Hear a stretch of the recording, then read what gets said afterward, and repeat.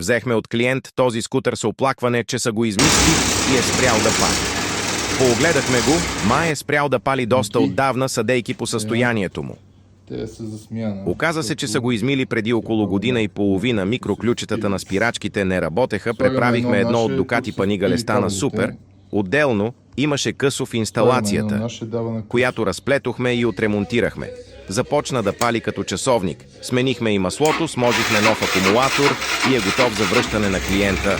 Този път отне повече време, общо 12 часа.